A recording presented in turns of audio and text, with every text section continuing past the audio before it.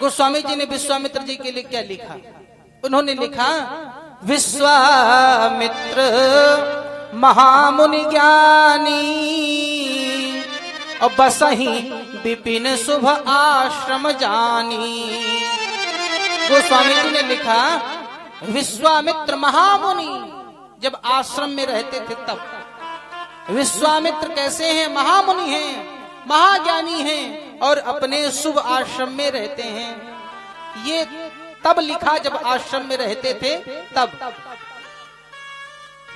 उन्हीं विश्वामित्र, उन विश्वामित्र को जब वो राक्षस सताने लग गए, उन विश्वामित्र ने विचार कर लिया कि इन राक्षसों का वध कौन कर सकता है।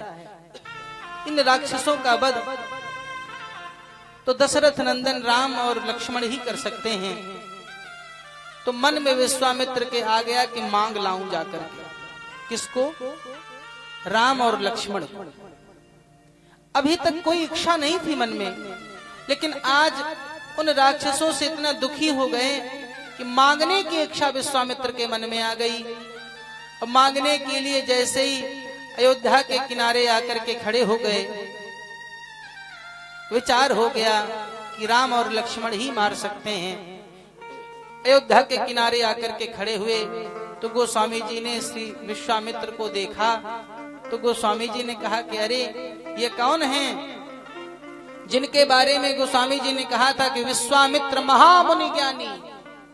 उन्हीं विश्वामित्र के लिए जिस समय अयोध्या के किनारे खड़े थे तो गोस्वामी तुलसीदास जी ने लिखा, मुनियागमन सुना जब राजा। किसका आगमन सुना? मुनियागमन। यहाँ पर गोस्वामी जी ने कहा कि अभी तक जब ये आश्रम में रहते थे तो ये महामुनि थे, महामुनि ज्ञानी, लेकिन इनके मन में अभी एक इच्छा शेष है, मांगना चाहते हैं। इसलिए गोस्वामी जी ने एक विश्लेषण घटा दिया, महाशब्द घटा दिया, मुनियागमन सुना जब राजा। केवल ये मुनि है, महामुनि नहीं है। अगर महामुनि होते तो इनके मन में इच्छाएं नहीं होती, अभी मांगा नहीं था। और जब उन्हीं विश्वामित्र ने महाराज दशरथ के सामने जाकर के मांग लिया, अनुज समेत देहु रघुनाथा और निशिचर बध हम हो सनाथा। जब मांग लिया विश्वामित्र ने तो गोस्वामी जी ने कहा कि ये मुनि भी नहीं है। अब गोस्वामी जी ने विश्वामित्र जी के लिए क्या लिखा? चौथे पन पायहु सुतचारी विप्र बचन नहीं कहेहु विचारी। गोस्वामी जी ने कहा कि ये महामुनि नहीं है, ये मुनि भी नहीं है, ये तो विप्र हैं। विप्र विप्र बचन नहीं कहेहु विचारी। महात्माओं ने कहा कि विश्वामित्र ने भगवान को पाना चाहा तो भगवान की इच्छा मन में थी, तब विश्वामित्र के इतने विश्लेषण घटा दिए गए। सुशीला तुम बताओ, मैं मांगने के लिए कैसे चला जाऊं? मैं मांग नहीं सकता जाकर के।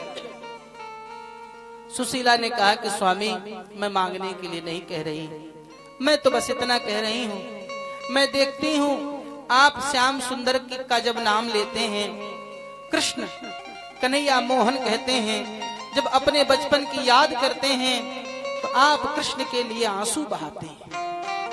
मैंने देखा है आपको, उस कृष्ण के लिए रोते हुए मैंने आपको देखा है। सुशीला ने कहा कि स्वामी मैं बस इतना कहती हूँ कि आप एक बार द्वारिका चले जाओ, जाकर के श्याम सुंदर का दर्शन कर लो, श्याम सुंदर का दीदार कर लो और दीदार करके तुम लौट करके चले आना। मैं मांगने के लिए नहीं कहती। सुदामा जी ने कहा कि सुशीला तुम ठीक कहती हो, मैं जाकर के दर्शन कर आऊं।